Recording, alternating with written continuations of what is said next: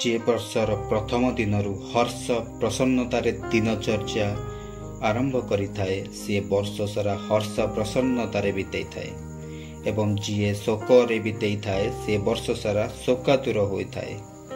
तो आज राति रे मध्य आपण प्रसन्न होई ओम शांति ओम आनंद। वर्षर शेष दिनर राति दीपावलीर राति